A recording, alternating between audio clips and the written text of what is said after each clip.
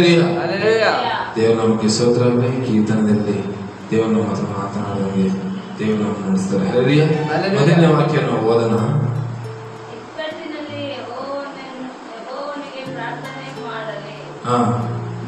ಯಾಕೋಬನ ದೇವರ ನಾಮವು ನಿನ್ನನ್ನು ಉದ್ಧಾರ ಮಾಡಲಿ. ತನ್ನ ಪರಿಶುದ್ಧ ನಿವಾಸದಿಂದ ನನಗೆ ಸಹಾಯ ಮಾಡಲಿ. ಚೀಯೋನಿನಿಂದ ನನಗೆ ಆಧಾರ ದಯಪಾಲಿಸಲಿ. ಆಮೆನ್. ಹಲ್ಲೆಲೂಯಾ. ಎರಡನೇ ವಾಕ್ಯ ಓದಿ ಏನು ಹೇಳ್ತದೆ ನೋಡೋಣ. ತನ್ನ ಪರಿಶುದ್ಧ ನಿವಾಸದಿಂದ ನನಗೆ ಸಹಾಯ ಮಾಡಲಿ. ಚೀಯೋನಿನಿಂದ ನಿನಗೆ ಆಧಾರ ದಯಪಾಲಿಸಲಿ. Amen. Hallelujah. Hallelujah. Hallelujah. Hallelujah. ದೇವರ ವಾಕ್ಯ ಹೇಳ್ತದೆ ತನ್ನ ಪರಿಶುದ್ಧ ನಿವಾಸದಿಂದ ನನಗೆ ಸಹಾಯವಾಗಲಿ ಅಲ್ವಾ. ಹಲ್ಲೆಲೂಯಾ. ಎಲ್ಲಿ ನನಗೆ ಸಹಾಯ ಬೇಕಂತೆ? ಪರಿಶುದ್ಧ ನಿವಾಸದಿಂದ ನಮಗೆ ಸಹಾಯವೇ ಆಗಲಿ. ಹಲ್ಲೆಲೂಯಾ. ಯಾಕಂದ್ರೆ ದೇವರ ಸಹಾಯ ನಮ್ಗೆ ಒಂದು ಸಾರಿ ಕೊಟ್ರೆ ಅದು ಶಾಶ್ವತವಾಗಿ ಉಳಿತಿದೆ. ಹಲ್ಲೆಲೂಯಾ. ಅದಕ್ಕೆ ಆತನ ಪರಿಶುದ್ಧ ಸ್ಥಳದಿಂದ ನಮ್ಗೆ ಸಹಾಯ ಬೇಕು. ಹಲ್ಲೆಲೂಯಾ. ಏನಕ್ಕೆ ನಾವು ಈ ತರ ನಾವು ಹೇಳ್ಬೇಕು ಅಂತಂದ್ರೆ ದೇವರ ವಾಕ್ಯ ಯಾಕೆ ನಮ್ಗೆ ರೀತಿ ಹೇಳ್ತೀನಿ ಅಂತಂದ್ರೆ ಆತನ ಪರಿಶುದ್ಧ ಸ್ಥಳದಿಂದ ನಮಗೆ ಸಹಾಯ ಬಂತಂದ್ರೆ ಅದು ಶಾಶ್ವತವಾಗಿ ನಿಲ್ತೈತೆ. ಹಲ್ಲೆಲೂಯಾ. ಯಾಕಂದ್ರೆ ಟೆಂಪರವರಿ ನಮ್ಗೆ ಬೇಕಾಗಿಲ್ಲ, ಟೆಂಪರವರಿ ನಮ್ಗೆ ಬೇಡ. ಹಲ್ಲೆಲೂಯಾ. ಯೇಸು ಸ್ವಾಮಿ ಅವ್ರು ಬಯಸೋದು ಒಂದೇ. ಅವ್ರಿಗೆ ನೋಡಿ, ಈ ಲೋಕದಲ್ಲಿ ಎರಡು ಭಾಗ ಮಾಡಿದ್ದಾರೆ, ಒಂದು ಪರಿಶುದ್ಧ ಒಂದು ಅಶುದ್ಧ. ಹಲ್ಲೆಲೂಯಾ. ಒಂದು ಪರಿಶುದ್ಧ ಮಾಡಿದರೆ ಒಂದು ಅಶುದ್ಧ ಮಾಡಿದ್ದಾರೆ. ಹಲ್ಲೆಲೂಯಾ. ಒಂದು ಲೋಕ ಒಂದು ಪರಲೋಕ ಈ ರೀತಿ ಮಾಡಿದ್ದಾರೆ. ಪರಲೋಕಕ್ಕೆ ನಾವು ಭಾಗ್ಯಸ್ಥರಾಗಬೇಕು, ಪರಲೋಕದ ಮಕ್ಕಳಾಗಿ ನಾವು ಬಾಳ್ಬೇಕು. ಹಲ್ಲೆಲೂಯಾ. ಅವರು ಶಾಶ್ವತವಾಗಿ ಉಳಿಬೇಕು ನನ್ನ ಮಕ್ಕಳು ಅನ್ನೋದಕ್ಕೆ ಅವರು ಪರಿಶುದ್ಧ ಸ್ಥಳದಿಂದ ನಮ್ಗೆ ಸಹಾಯವನ್ನು ಮಾಡ್ತಾರೆ. ಹಲ್ಲೆಲೂಯಾ. ಶಾಶ್ವತವಾಗಿ ನನ್ನ ಮಕ್ಕಳು ಪರಲೋಕ ರಾಜ್ಯದಲ್ಲಿ ಇರಬೇಕು ಅಂತ, ಅವ್ರು ಲೋಕದಲ್ಲಿ ಇರಬೇಕು, ಲೋಕದಲ್ಲಿ ಬಾಳ್ಬೇಕು ಅಂತ ಅವ್ರು ಹೇಳ್ತಾ ಇಲ್ಲ. ಪರಲೋಕದಲ್ಲಿ ನಾನು ಶಾಶ್ವತವಾಗಿ ನನ್ನ ಮಕ್ಕಳ ಜೊತೆಲಿ ಬಾಳ್ಬೇಕು ಅಂತಾನೆ ಅವರು ಪರಿಶುದ್ಧ ಸ್ಥಳದಿಂದ ನಮ್ಗೆ ಸಹಾಯವನ್ನು ಉಂಟು ಮಾಡ್ತಾರೆ. ಹಲ್ಲೆಲೂಯಾ.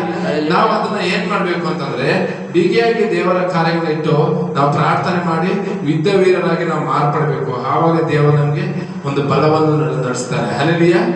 ನೀವು ನೋಡ್ಬೇಕಾದ್ರೆ ಬಲ ಬೇಕು ನಮ್ಗೆ ಅಂತಂದ್ರೆ ನಮ್ಗೆ ಏನ್ರಿಂದ ನಮ್ಗೆ ಸಾಧ್ಯ, ಏನ್ರಿ ನಾವು ಮಾಡಕ್ಕೆ ಸಾಧ್ಯ ಆಗುತ್ತೆ? ಬಲ ಬೇಕು ಅಂತಂದ್ರೆ ನಮ್ಗೆ ದೇವರ ಆತ್ಮದಿಂದ ನಮ್ಗೆ ಬಲ ಹೊಂದೋದಕ್ಕೆ ಸಾಧ್ಯ. ಹಲ್ಲೆಲೂಯಾ. ಈಗ ಚಿಕ್ಕ ಮಕ್ಕಳು 10 ದಿವಸ 12 ದಿವಸ ಮಕ್ಕಳು ಹುಟ್ಟಿರ್ತಾರಲ್ಲ, ನೋಡಿದಿರ ಮಕ್ಕಳನ್ನ? ಚಿಕ್ಕ ಮಕ್ಳು ಇರ್ತಾರಲ್ಲ, ಎಳೆ ಮಕ್ಕಳು, ಈಗ ಡೆಲಿವರಿ ಆಗಿ 1 ವಾರ ಆಗಿ 3 ದಿನ ಆಗಿರ್ತಾರಲ್ಲ, ಆ ಮಕ್ಕಳು ಏನ್ ನೋಡ್ತದೆ? ಅವ್ರ ಮಕ್ಕಳಿಗೆ ಏನ್ ಗೊತ್ತಿರುತ್ತೆ? ಬರೀ ಅಳೋದೇ ಗೊತ್ತಿರುತ್ತೆ. ಹಲ್ಲೆಲೂಯಾ. ಅದಕ್ಕೆ ರಾತ್ರಿ ಗೊತ್ತಿರಲ್ಲ, ಅದಕ್ಕೆ ಬೆಳಗ್ಗೆ ಗೊತ್ತಿರಲ್ಲ, ಅದಕ್ಕೆ ಮಧ್ಯಾಹ್ನ ಗೊತ್ತಿರಲ್ಲ, ಅದಕ್ಕೆ ಸಾಯಂಕಾಲ ಗೊತ್ತಿರಲ್ಲ. ಬರೀ ಅಳೋದು. ಹಲ್ಲೆಲೂಯಾ. ಏನಕ್ಕೆ ಅಳತದೆ? ಆ ಮಕ್ಕಳಿಗೆ ತಾಯಿ ಹಾಲನ್ನು ಕೊಟ್ರೆ ಆ ಮಕ್ಕಳು ಅಳೋದನ್ನ ನಿಲ್ಲಿಸ್ತಾರೆ. ಹಲ್ಲೆಲೂಯಾ. ಹಾಗೆ 1 ವಾರ 2 ವಾರ ಆದ್ರೂ ಸಹ ತಾಯಿ ವಾರನೇ ಅದಕ್ಕೆ ಆಹಾರವಾಗಿ ಇರ್ತೈತೆ. ಹಲ್ಲೆಲೂಯಾ. ನೀವು ಡಾಕ್ಟರ್ ಏನೋ ಹುಷಾರಿಲ್ಲ, ನೀವು ಡಾಕ್ಟರ್ ಹತ್ರ ನೀವು ಹೋದ್ರು ಸಹ ಡಾಕ್ಟರ್ ಹೇಳಿದ್ರು ಒಂದೇ, ತಾಯಿ ಎದೆಯಲ್ಲೇ ಕೊಡ್ಸಿ. ಹಲ್ಲೆಲೂಯಾ. ತಾಯಿ ಹಾಲು ಕೊಟ್ರೆ ಅದು ಒಂದು ಬಲವಾಗಿ ಇರ್ತೈತೆ. ಬೇರೆದೆಲ್ಲ ಹಾಲು ಕೊಡಕ್ ಹೋಗ್ಬೇಡಿ, ಅದ್ರಲ್ಲಿ ಕಳ್ಬೇರಿಕೆ ಇರುತ್ತೆ, ಅದರಲ್ಲಿ ಮಿಕ್ಸ್ ಇರುತ್ತೆ, ನೀವು ಅದನ್ನೆಲ್ಲ ಕೊಡಕ್ ಹೋಗ್ಬೇಡಿ, ತಾಯಿ ಹಾಲೇ ಕೊಡಿ ಅಂತಾರೆ. ಹಲ್ಲೆಲೂಯಾ. ಏನಕ್ಕೆ ಅಂತಂದ್ರೆ ಆ ಮಗುಗೆ ಏನು ಗೊತ್ತಿಲ್ಲ, ಬೆಳಗ್ಗೆ ಸಂಜೆ ಮಧ್ಯಾಹ್ನ ಅನ್ನೋದು ಏನು ಗೊತ್ತಿಲ್ಲ, ಬರೀ ಅಳಲು ಮಾತ್ರನೇ ಗೊತ್ತಿರುತ್ತೆ. ಹಲ್ಲೆಲೂಯಾ. ಹಾಲು ಕುಡಿತಾ ಮಕ್ಕಳಿಗೆ ಏನಾಗುತ್ತೆ? ಒಂದು ಬಲ ಹೊಂದ್ಕೊಂತಾರೆ. ಹಲ್ಲೆಲೂಯಾ. ಏನೋ ಬಲ ಹೊಂದ್ಕೊಂತಾರೆ. ತಾಯಿ ಹಾಲು ಸೇರಿಸ್ತಾ ಆ ಮಕ್ಕಳು ಬಲ ಹೊಂದ್ಕೊಂತಾರೆ. 2 ವರ್ಷ ನಂತರ ಆ ಮಗು ಆ ಕಂಕಲೇ ಇತ್ತು ಅಂತಂದ್ರೆ ಆ ತಾಯಿ ಸುಮ್ಮನೆ ಇರ್ತಾರ? 2 ವರ್ಷಗಳವರೆಗೂ ನನ್ನ ಮಗು ಆಗಿದೆಯಲ್ಲ, ಯಾಕೆ ನನ್ನ ಮಗು ಇನ್ನು ನನ್ನ ಕೆಳಗಡೆ ಇದ್ದಿಲ್ಲ, ಯಾಕೆ ಅದು ನಡೆದಾಡಿಲ್ಲ, ಯಾಕೆ ಅದು ಓಡಾಡಿಲ್ಲ, ಅದನ್ನು ಓಡಾಡಿಸಕ್ಕೆ ಅದು ಪ್ರಯತ್ನ ಪಡ್ತಾರೆ. ಹಲ್ಲೆಲೂಯಾ. ಅಲ್ಲಿವರೆಗೂ ಕಂಕಲ ಇಟ್ಕೊಳ್ಳೋಕೆ ಸಾಧ್ಯ ಆಗೋದಿಲ್ಲ. ಹಲ್ಲೆಲೂಯಾ. ಯಾಕಂದ್ರೆ ತಾಯಿ ಹಾಲು ಅಷ್ಟು ಬಲವಾಗಿ ನಮ್ಗೆ ಕೊಟ್ಟಿರ್ತಾರೆ. ನಾವು ಅದೇ ರೀತಿಯಾಗಿ ನಾವು ಏನ್ ಮಾಡ್ಬೇಕಂದ್ರೆ ದೇವರ ವಾಕ್ಯನ ನಾವು ಬಲವಾಗಿ ನಾವು ಇಟ್ಕೋಬೇಕು ನಮ್ಮ ಹೃದಯದಲ್ಲಿ. ಹಲ್ಲೆಲೂಯಾ. ಅಲ್ಲಿ ಎಷ್ಟು ಬಲವಾಗಿ ಆ ತಾಯಿಯ ಮಗುವನ್ನು ಸಾಕ್ತಾರೆ, ಅದೇ ರೀತಿ ದೇವರ ವಾಕ್ಯ ಕೂಡ ನಮ್ಗೆ ಬಲವಾಗಿ ನಮ್ಗೆ ನಡೆಸ್ತದೆ. ಹಲ್ಲೆಲೂಯಾ. ಆ ವಾಕ್ಯನ ನಾವು ಇಟ್ಕೊಂಡು ಯಾವಾಗಲೂ ನಾವು ಪ್ರಾರ್ಥನೆ ಮಾಡೋದಾಗ್ಬೇಕು, ನಾವು ಬೈಬಲ್ ಓದೋದಾಗ್ಬೇಕು, ನಾವು ಇನ್ನೊಬ್ಬರಿಗೋಸ್ಕರ ಕಣ್ಣೀರು ಆಗ್ಬೇಕು. ಆವಾಗಲೇ ದೇವರು ನಮ್ಗೆ ಒಂದು ಸ್ಟ್ರಾಂಗ್ ಆಗಿ ಬಲವಾಗಿ ನಮ್ಮನ್ನು ನಡೆಸ್ತಾರೆ. ಹಲ್ಲೆಲೂಯಾ. ಹಲ್ಲೆಲೂಯಾ. ದೇವರ ವಾಕ್ಯನೇ ನಮ್ಗೆ ಬಲವಾಗಿ ನಿಂತಿರುತ್ತೆ. ಆ ವಾಕ್ಯ ನಾವು ಎಂದಿಗೂ ನಾವು ಕೈ ಬಿಡದಾಗಿ ನಾವು ಇಟ್ಕೊಂಡು ನಡಿಬೇಕು. ಹಲ್ಲೆಲೂಯಾ. ಯಾಕೆಂದ್ರೆ ನಮ್ಮ ಬಲ ಯೇಸು ಕ್ರಿಸ್ತನಿಂದ ಮಾತ್ರ ಸಾಧ್ಯವಾಗಿದೆ. ಹಲ್ಲೆಲೂಯಾ. ತಾಯಿ ಗರ್ಭದಲ್ಲಿ ಪಿಂಡವಾಗಿರುವಂತ ಸಮಯದಲ್ಲಿ ದೇವರು ನಮ್ಮನ್ನ ಗುರುತಿಸಿ ನೋಡಿದ್ದೇನೆ ಅಂತ ವಾಕ್ಯ ಹೇಳ್ತೈತೆ. ಹಲ್ಲೆಲೂಯಾ. ಆ ಪಿಂಡವಾಗಿ ಇರುವಾಗ ನನ್ನ ಹೆಸರೇ ದೇವರು ನನ್ನನ್ನೇ ಹೆಸರು ಕರೆದಿದ್ದಾರೆ ಅಂತ ಹೇಳ್ಬೇಕಾದ್ರೆ ನಾವು ಯಾವ ರೀತಿ ದೇವರಿಗೆ ಮಕ್ಕಳಾಗಿ ನಾವು ಬಾಳ್ಬೇಕು. ಹಲ್ಲೆಲೂಯಾ. ಇಷ್ಟವಂತ ರೀತಿಯಲ್ಲಿ ಲೋಕದಲ್ಲಿ ಬಾಳ್ತಾರೆ, ನಾವು ಅದೇ ರೀತಿಯಲ್ಲಿ ಬಾಳಿದ್ರೆ ನಮ್ಗೂ ಅವ್ರಿಗೂ ವ್ಯತ್ಯಾಸ ಇದ್ದಂಗಾಗುತ್ತೆ. ಹಲ್ಲೆಲೂಯಾ.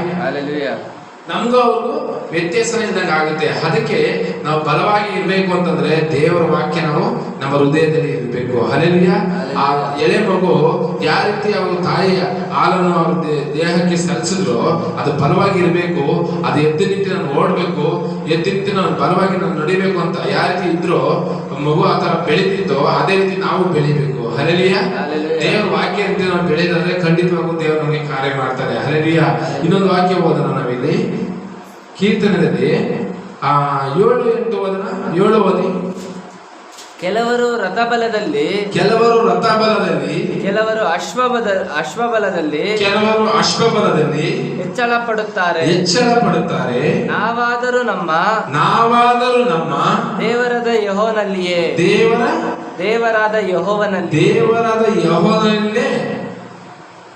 ನಾವು ಹೆಚ್ಚಳ ಪಡ್ತಾ ಇದ್ದೀವಿ. ಹಲ್ಲೆಲೂಯಾ. ನೋಡಿ, ಮೊದಲನೇದಾಗಿ ಹೇಳ್ತಾರೆ ಕೆಲವರು ಅಶ್ವಬಲದಿಂದ, ಕೆಲವರು ರಥ ಬಲದಿಂದ ಅವ್ರು ಹೆಚ್ಚಳ ಪಡ್ತಾರಂತೆ. ಹಲ್ಲೆಲೂಯಾ. ನಾವು ಎಲ್ಲಿಂದ ಹೆಚ್ಚಳ ಪಡಬೇಕು? ಯೆಹೋವನಿಂದ ನಾವು ಹೆಚ್ಚಳ ಪಡಬೇಕು. ಹಲ್ಲೆಲೂಯಾ. ಅಶ್ವಬಲ ಅಂದ್ರೆ ಏನು? ಕುದುರೆಗಳ ಶಕ್ತಿ. ಕುದುರೆಗಳ ಶಕ್ತಿ ನೋಡಿ ಅವ್ರು ಹೆಚ್ಚಳ ಪಡ್ತಾರಂತೆ. ರಥ ಬಲ ಅಂದ್ರೆ ಅವ್ರ ಹತ್ರ ಇರೋ ರಥ. ಹಲ್ಲೆಲೂಯಾ. ಆ ಕುದುರೆ ಓಡಿಸಲ್ಲ ರಥಗಳು. ಹಲ್ಲೆಲೂಯಾ.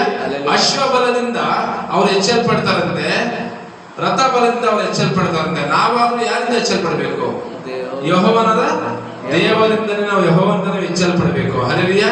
ಯಾಕೆಂದ್ರೆ ನಮಗೆ ಏನಕ್ಕಂತ ದೇವರು ನಮಗೆ ಕರೆದಿದ್ದಾರೆ ಅಂತಂದ್ರೆ ನಾವು ಲೋಕದ ರೀತಿಯಲ್ಲಿ ನಾವು ಬಾಳ್ಬೇಕು ಅಂತ ನಮ್ಮನ್ನ ದೇವರು ಕರೆದಿದ್ದಾರ? ಆ ರೀತಿಯಾಗಿ ನಮ್ಗೆ ಕರೆದಿಲ್ಲ. ಹಲ್ಲೆಲೂಯಾ. ಬಲವಾಗಿ ನಾವು ಇರಬೇಕು ಅಂತಂದ್ರೆ ಅಶ್ವಬಲದಿಂದ ರಥ ಬಲದಿಂದ ನಾವು ಬಾಳಕ್ ಹೋಗ್ಬಾರ್ದು. ಕರ್ತನಾದ ಯೇಸು ಕ್ರಿಸ್ತನ ಯೆಹೋವನ ಬಲದಿಂದ ನಾವು ಬಾಳ್ಬೇಕು. ಹಲ್ಲೆಲೂಯಾ. ಹಾಗೆ ಕೆಳಗಡೆ ಓದಿ. ಅವರು ಬಿದ್ದು ಹೋಗಿದ್ದಾರೆ. ನೋಡಿ ಏನಿದೆ ವಾಕ್ಯ, ಅವರು ಬಿದ್ದು ಹೋಗಿದಾರಂತೆ. ಯಾರು? ಅಶ್ವಬಲದಿಂದ ರಥ ಬಲದಿಂದ ಅವರು ಯಾರು ಹೋಗಿದಾರೋ ಅವರು ಬಿದ್ದು ಹೋಗಿದಾರಂತೆ. ನಾವಾದರೂ ಎದ್ದು ನಿಂತಿದ್ದೇವೆ ಅಂತೆ. ಹಲ್ಲೆಲೂಯಾ. ಎದ್ದು ನಿಂತಿದ್ದೇವೆ ಇಲ್ಲ ನಾವು ಯೇಸು ಕ್ರಿಸ್ತನನ್ನು ನಾವು ಅರ್ಥಕೊಂಡ್ಬೇಕಾ ನಾವು ಎದ್ದು ನಿಲ್ಲಲಾಗಿರ್ಬೇಕು. ಹಲ್ಲೆಲೂಯಾ.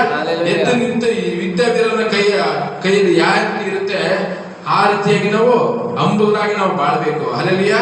ಅವರು ರಥಗಳಿಂದ ಹೋಗಿ ಅಶ್ವಬಲದಿಂದ ಹೋಗಿ ರಥ ಬಲದಿಂದ ಹೋಗಿ ಬಿದ್ದು ಹೋಗಿದಾರಂತೆ. ನಾವು ಯೆಹೋವನಿಂದ ಹೋಗಿ ಎದ್ದು ನಿಂತಿದ್ವಿ ಅಂತ ದೇವರು ಹೇಳ್ತಾರೆ. ಹಲ್ಲೆಲೂಯಾ. ನಾವು ಎದ್ದು ನಿಲ್ಲೋದಕ್ಕೆ ಕಾರಣ ಯಾರಾಗಿದ್ದಾರೆ?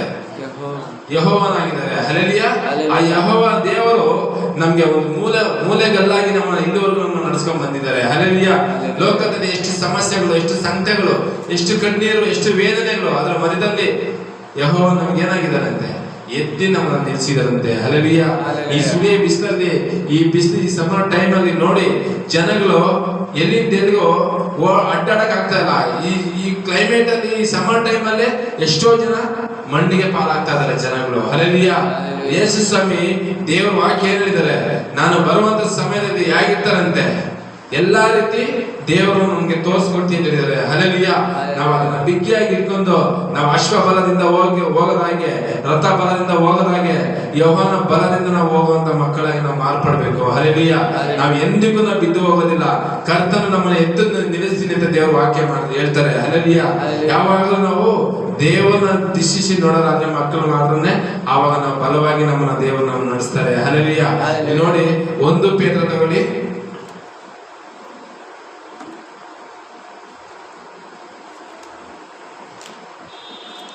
Jesus.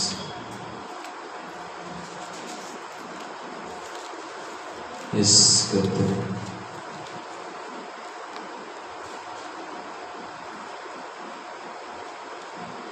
1 ಪೇತ್ರ 2:2 ಓದೋಣ. 1 ಪೇತ್ರ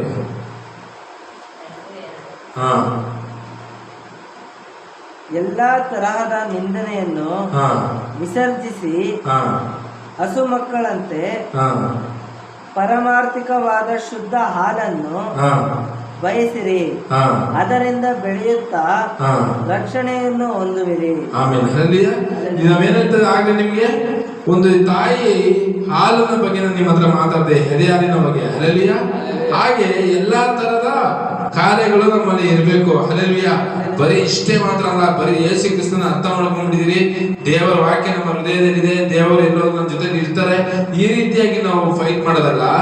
ದೇವರನ್ನು ಯಾವಾಗಲೂ ಸದಾ ಕಾಲವನ್ನು ನಮ್ಮ ಹೃದಯದಲ್ಲಿ ಇಟ್ಟುಕೊಳ್ಳೋ ಮಕ್ಕಳಾಗಿ ಇರಬೇಕು. ಹಲೆಲಿಯ ಆವಾಗಲೇ ದೇವರು ನಮ್ಮನ್ನ ಒಂದು ಮಾರ್ಗವನ್ನು ತೋರಿಸೋದಕ್ಕೆ ಸಾಧ್ಯ. ಹಲೆಲಿಯ ನೋಡಿ, ನಮ್ಮನ್ನ ಎಷ್ಟು ಸ್ಪಷ್ಟವಾಗಿ ದೇವರು ನಮ್ಗೆ ಹೇಳ್ತಾ ಇದ್ದಾರೆ.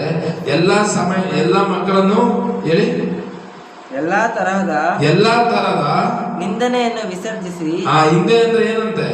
ನಿಂದನೆ ನಿಂದೆ ಅಂದ್ರೆ ಏನು?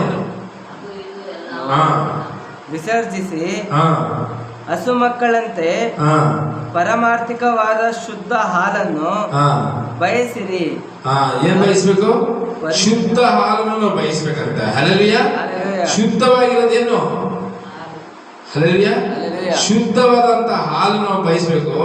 ನಾವು ಲೋಕದಿಂದ ಕಾರ್ಯಗಳಿಂದ ಇರಂತ ನಾವು ಬಯಸಕ್ ಹೋಗ್ಬಾರ್ದು. ಹಲೆಲಿಯ ಶುದ್ಧವಾದಂತ ಹಾಲು, ಶುದ್ಧ ಅನ್ನೋ ಒಂದು ಪದನೇ ಯೇಸು ಕ್ರಿಸ್ತನಿಂದ ಬರುವಂತ ಪದ ಇದು. ಹಲೆಲಿಯ ಅದನ್ನ ನಾವು ಶುದ್ಧವಾಗಿರ್ಬೇಕು ಅಂತಂದ್ರೆ, ನಾವು ಶುದ್ಧ ಹಾಲನ್ನು ಧರಿಸ್ಬೇಕು ಅಂತಂದ್ರೆ ನಮ್ಮ ಹೃದಯವನ್ನು ನಾವು ಏನು ಶುದ್ಧವಾಗಿ ನಾವಿರ್ಬೇಕು. ಹಲೆಲಿಯ ಈ ಕೀರ್ತನದಲ್ಲಿ ಹೇಳ್ತಾರೆ, ಎಂದಿಗೂ ನಾವು ಬಿದ್ದು ಹೋಗೋದಿಲ್ಲ ಅಂತೆ. ಹಲೆಲಿಯ ಯೆಹೋವನನ್ನು ನಾವು ಹಿಂದೆ ಹೋದ್ರೆ ನಾವು ಬಿದ್ದು ಹೋಗೋದಿಲ್ಲ ಅಂತ. ನಮ್ಗೆ ಶುದ್ಧವಾದಂತ ಆಹಾರ ದೇವರ ಮೇಲೆ ಕೊಟ್ಟು ನಡೆಸ್ತಾರೆ. ಹಲೆಲಿಯ ನಮ್ಮನ್ನ ಅಶ್ವಬಲದಿಂದ ರಥಬಲದಿಂದ ನಮ್ಮನ್ನ ದೇವರು ನಡೆಸ್ತಾ ಇಲ್ಲ, ಯೆಹೋವನ ಬಲದಿಂದ ನಮ್ಗೆ ನಡೆಸ್ತಾ ಇದ್ದಾರೆ. ಹಲೆಲಿಯ ಆ ಯೆಹೋವನ ಬಲ ನಮ್ಗೆ ಯಾವಾಗ ಇರುತ್ತೋ ಅಲ್ಲಿ ತನಕ ನಾವು ಏನ್ ಮಾಡ್ತೀರಿ?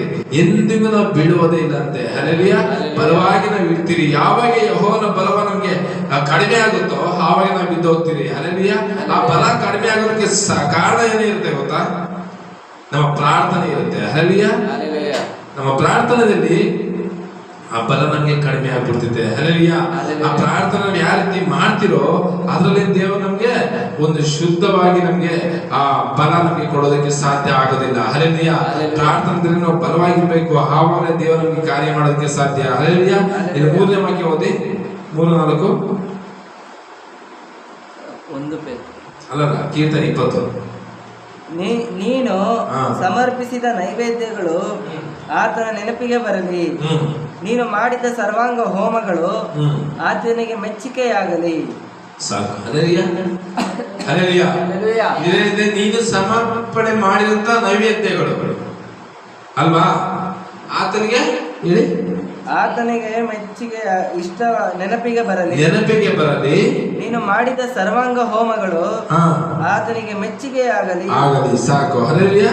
ಇಲ್ಲಿ ನೋಡಿ, ಇಲ್ಲಿ ದೇವರ ವಾಕ್ಯ ಹೇಳ್ತದೆ, ಈ ರೀತಿಯಾಗಿ ದೇವರು ನಮ್ಗೆ ಕೇಳ್ತಾ ಇದ್ರೆ, ನನ್ನ ಸಮರ್ಪಣೆಗಳು, ನಾನು ಮಾಡಿದ ನೈವೇದ್ಯಗಳು ದೇವರು ನೆನಪಿಗೆ ತಗೊಂಡಿ ಅಂತ. ಹಲೆಲೂಯಾ.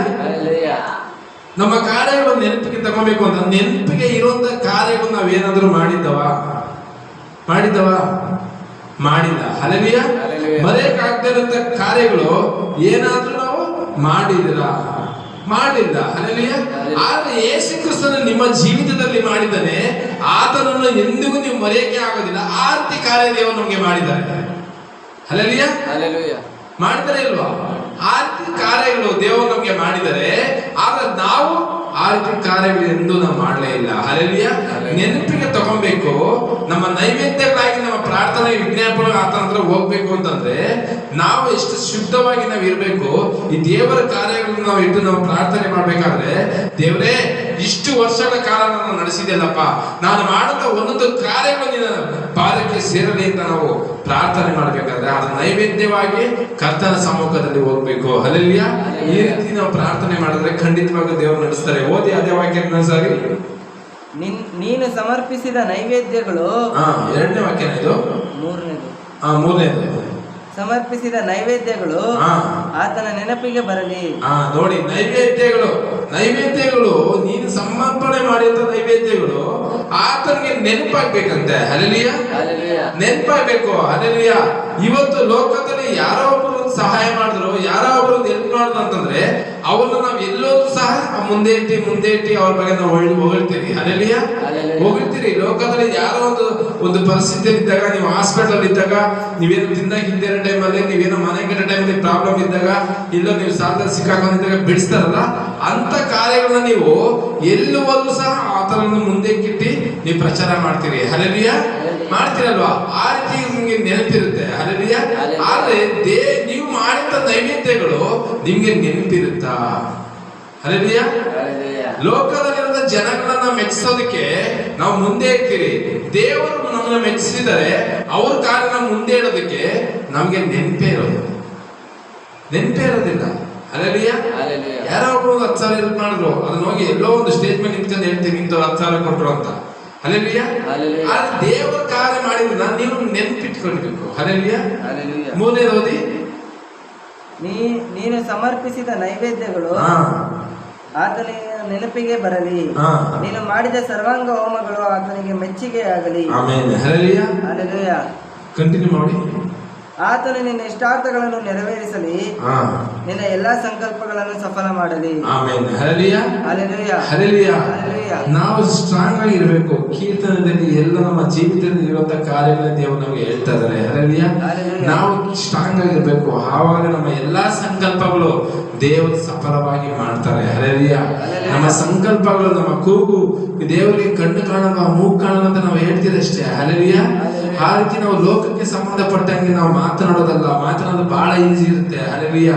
ಆದ್ರೆ ದೇವರ ಸಮೂಹದಲ್ಲಿ ನೀನ್ ಯಾವ ರೀತಿ ಸಮರ್ಪಣೆ ಮಾಡ್ತಾ ಇದೀಯಾ, ನಿನ್ನ ಪ್ರಾರ್ಥನೆ ವಿಜ್ಞಾಪನೆ ಯಾವ ರೀತಿ ಆತನ ಪಾದಕ್ಕೆ ಬಳಿಗೆ ಹೋಗ್ತಾ ಇದೆಯೋ ಆ ರೀತಿಯಾಗಿ ದೇವರು ನಮ್ಗೆ ಸಹಾಯ ಮಾಡಕ್ಕೆ ಶಕ್ತನಾಗಿರ್ತಾರೆ. ಹಲ್ಲೆಲೂಯಾ. ಆತನು ಎಂದಿಗೂ ನಮ್ಮನ್ನ ಕೈ ಬಿಡೋದಿಲ್ಲ.